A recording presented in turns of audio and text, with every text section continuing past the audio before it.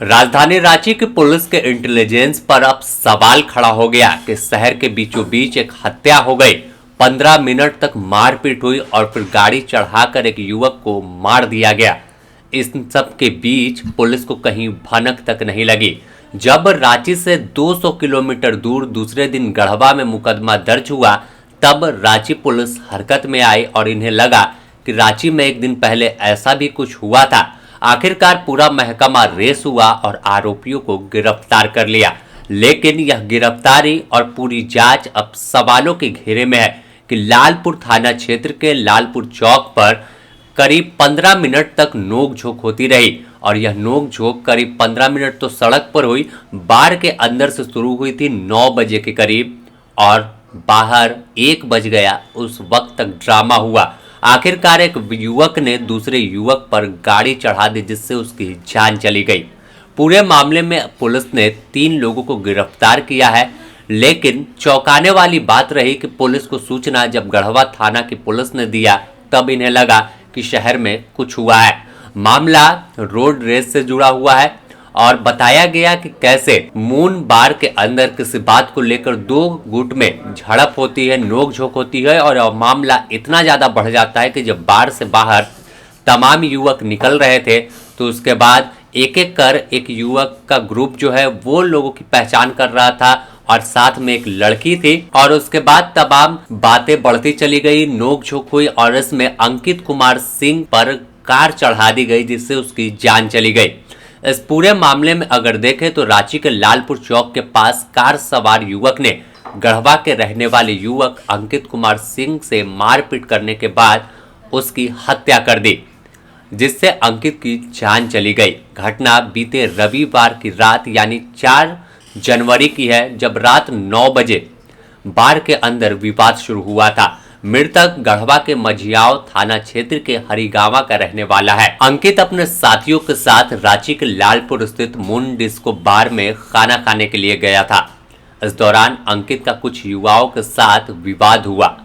दोनों गुट में विवाद और मारपीट भी हुई थी। इस बीच जब अंकित और उसके साथी बाहर निकले, उसी समय सड़क के दूसरी तरफ खड़ी कार ने जान मारने की नीयत से अंकित पर कार चढ़ा दी। इस पूरी घटना का सीसीटीवी फुटेज भी सामने आया कि कैसे चौक पर 2 गुट के बीच मारपीट हो रही है। दोनों ओर से खूब लात घूसे चल रहे हैं, लेकिन कहीं भी पुलिस या पीसीआर वैन या पेट्रोलिंग गाड़ी दिख नहीं रही। यह तमाम चीजें लालपुर चौक पर हो रही, कोई गली मोहल्ले में नहीं। और आखिरकार देखिए कैसे कार आती है और फिर अंकित पर चढ़ाकर पार हो जाती है।